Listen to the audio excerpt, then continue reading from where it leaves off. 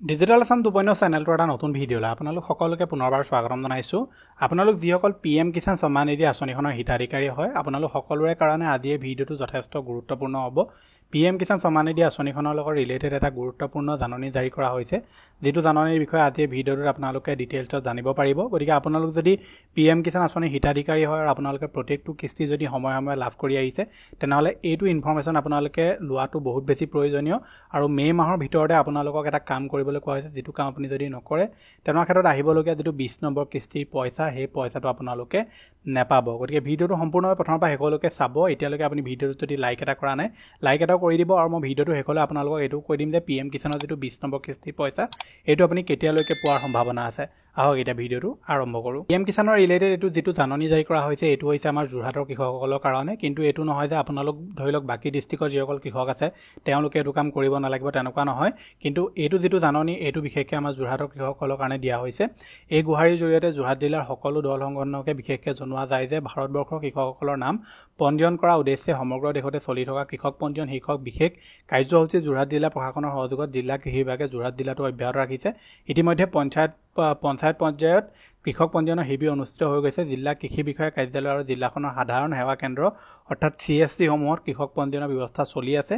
সম্প্ৰতি কৃষক পঞ্জীয়ন প্ৰক্ৰিয়া অধিক ক্ষীপ্ৰ কৰিবলৈ তথা কৃষকসকলৰ সুবিধাৰ্থে 5 মে' 2025 তাৰিখৰ পৰা জিলাখনৰ গাঁওসমূহত চতুৰ্থ পৰ্যায়ত ঘৰে ঘৰে কৃষক পঞ্জীয়নৰ ব্যৱস্থা কৰা হৈছে।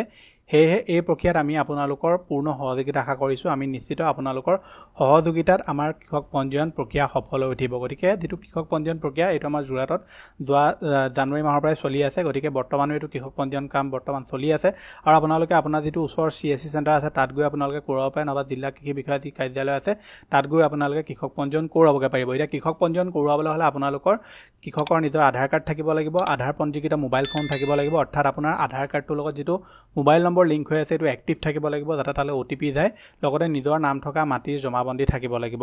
উল্লেখযোগ্য যে আগন্তুক সময়ত কৃষি বিভাগৰ প্ৰধানমন্ত্ৰী কৃষক সন্মান নিধিকে ধৰি যিকোনো আঁচনিৰ সুবিধা গ্ৰহণ কৰিবলৈ কৃষক পঞ্জীয়ন প্ৰয়োজন হ'ব।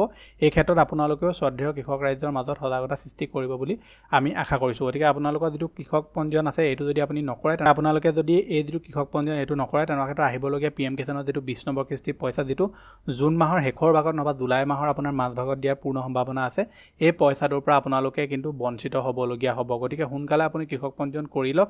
আৰু এতিয়া কৃষক পঞ্জীয়ন কেৱল আপোনালোকে PM কিষাণৰ পইচা পাবলৈ বুলি নহয়, PM কিষাণৰ এপ্লাই কৰিবৰ কাৰণেও আপুনি কৃষক পঞ্জীয়ন কৰিবই লাগিব। যদি আপুনি ভাবি থৈছে যে আমি কৃষক পঞ্জীয়ন কৰিম, তেনেকুৱা ক্ষেত্ৰত যদি ভাবি থৈছে আপোনালোকে যে PM কিষাণৰ ধৰি লওক নতুন এপ্লাই কৰিব, তেনেকুৱা ক্ষেত্ৰত আপোনালোকে সোনকালে কৃষক পঞ্জীয়নটো কৰি লওক। নহবা আপুনি PM কিষাণ হওক বা যিকোনো ধৰণৰ কৃষি ৰিলেটেড আঁচনিৰ আপোনালোকে সুবিধা লাভ নকৰে। লগতে যিসকলে PM কিষাণৰ নতুনকৈ আবেদন কৰিছিলে তেওঁলোকে এতিয়া নিজৰ যিটো বেনিফিচিয়াৰী লিষ্ট আছে, PM কিষাণৰ অফিচিয়েল যিটো ৱেবছাইট আছে তাত আহি মেলি যিটো বেনিফিচিয়াৰী লিষ্ট অপশ্যন, ইয়াত গৈ তেওঁলোকে নিজৰ ষ্টেটাছটো চাব পাৰে, মানে তেওঁলোকৰ লিষ্টত নাম আহিছে নে নাই চাব পাৰে। যদি ষ্টেটাছ চেক কৰিব বিচাৰে তেনেকুৱা ক্ষেত্ৰত যিটো আপোনালোকৰ ন' ইয়ৰ ষ্টেটাছ আছে, ইয়াত গৈ মেলি আপুনি প্ৰথমে ন' ইয়ৰ ৰেজিষ্ট্ৰেশ্যন নম্বৰত গৈ আপোনাৰ ৰেজিষ্ট্ৰেশ্যন নম্বৰটো লৈ ল'ব।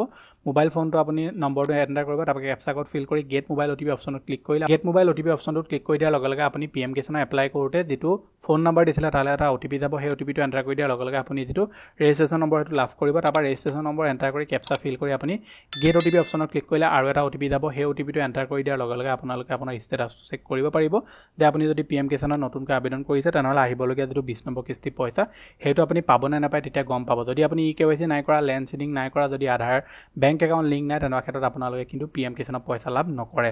গতিকে এইটো আছিলে যে আপোনালোকক দিবলগীয়া ইনফৰমেশ্যন। আশা কৰিছোঁ আপোনালোকে ভিডিঅ'টো চাই ভাল পালে। যদি ভাল পালে ভিডিঅ'টো লাইক কৰিব, চেনেলটোলৈ যদি প্ৰথম আহিছিলে ছাবস্ক্ৰাইব কৰি ল'ব এনেকুৱা ধৰণৰ ইনফৰমেটিভ ভিডিঅ' ৰেগুলাৰ চাবৰ কাৰণে। মই লগ পাম এটা নতুন ভিডিঅ'ত। আজিলৈ ধন্যবাদ।